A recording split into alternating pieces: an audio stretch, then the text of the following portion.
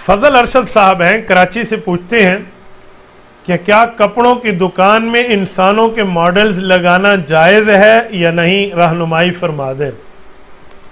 بھائی فضل ارشد صاحب، ایک بات ذہن میں رکھیے، ماڈل انسان کے لگائیں اپنے کلاتھ ہاؤس میں، لیکن اس کی شکل نہیں ہونی چاہیے، چہرہ نہیں ہونا چاہیے۔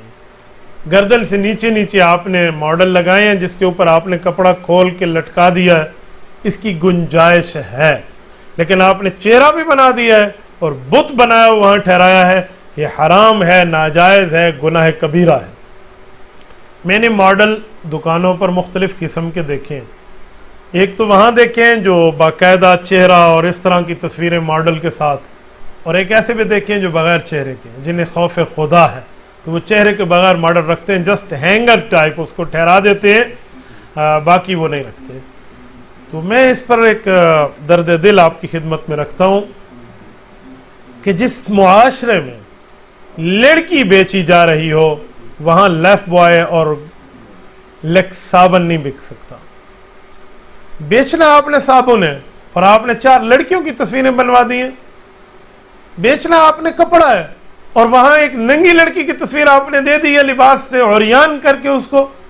کیسے معاشرے میں ہیں بھائی، کس معاشرے میں ہم رہ رہے ہیں؟ بابا اپنے کپڑے بیچنے آپ بیچیں، لیکن بے حیائی کا عریانی کا سبب نہ بنیے، یہ بات یاد رکھیں۔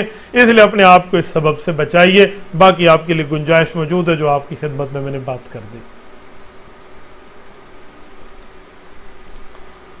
محمد خالد سیالکوٹ سے پوچھتے ہیں کہ جو شخص جرابوں پہ مسح کرتا ہے، ایسے بندے کو امام بنا کر اس کی اقتداء میں نماز پڑھنا جائز ہے یا نہیں؟ اگر ہم اس کی اقتداء میں نماز پڑھیں اور اس نے جرابوں پر مسح کیا ہوا ہو تو نماز ہو جائے گی یا نہیں؟ بھائی محمد خالد، جرابوں پر مسح نہیں ہوتا، یہ بات ذہن میں رکھیں۔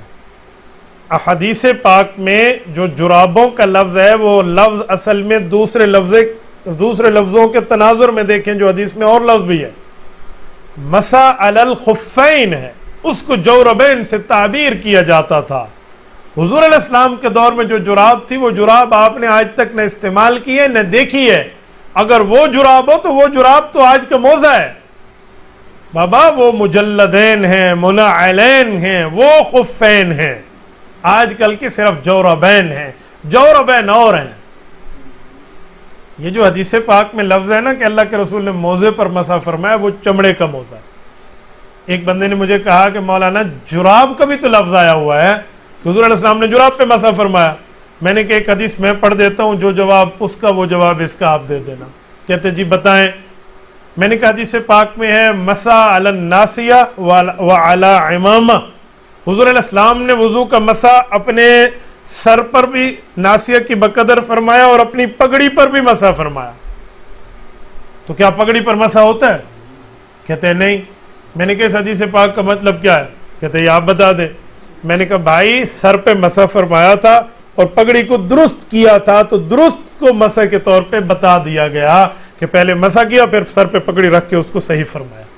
تو یہاں بھی ایسا ہے بابا، جو موزوں پر مسح ہے اس کو جرابوں پر مسح کہہ دیا گیا ہے کہ جرابوں کو صحیح فرمایا، جو جراب اگر ہو بھی، ورنہ وہ جرابیں وہ تھی جس میں چمڑا لگا ہوا ہوتا تھا تو اس میں مسح جائز ہوتا تھا۔ اسی طرح نعلین کا بھی لفظ ہے کہ حضور پاک علیہ السلام نے اپنی جوتی مبارک پر مسح فرمایا، تو رسول اللہ صلی اللہ علیہ وسلم نے جو پاپوش مبارک جوتی پر مسح فرمایا، تو اس سے مراد کہ موزے پر مسح فرمایا اور پاؤں مبارک کو اندر رکھا اور جوتی کو ٹھیک کر لیا، بس اتنی سی بات ہے۔ لہٰذا عام جرابیں جو ہمارے یہاں ہیں نا، یہ ان جرابوں پر مسح ایسا نہیں ہوتا، یہ بات ذہن میں رکھیں۔ جب مسح نہیں ہوتا تو پھر وضو نہیں ہوتا، اور جب وضو نہیں ہوتا تو نماز نہیں ہوتی۔ ایسے بندے کے پیچھے نماز پڑھنا جائز نہیں ہے۔ ہاں، جو موزے پہنے ہوئے ہو اور وہ مسح کرے تو اس کے پیچھے جائز ہے۔ اسی لیے آپ بچیے ان لوگوں کے پیچھے جو اس طرح کے معاملات کرتے ہیں اور عام جراب پر مسح کر لیتے ہیں جس پر شریعت مسح کی گنجائش نہیں دیتی، موزے پر دے رہی ہے کہ اسے جو ہے نا کیا کہتے ہیں 3 فرلانگ چلنے پر وہ نہ ٹوٹے، اور یہ جو پھٹے نہیں، ادھر سے ذرا آدھے کلومیٹر بھی نہ جاؤ اور یہ جراب لال بی بی نے دھکا دیا گئی سمندر پار والا حال ہو جائے گا۔ تو اس جراب کا مسئلہ اور ہے، وہ مسئلہ اور ہے، اسی لیے جراب کا فرق ذہن میں رکھ کر بات فرمایا کریں۔ تبارك الذي نزل الفرقان على عبده ليكون للعالمين نذيرا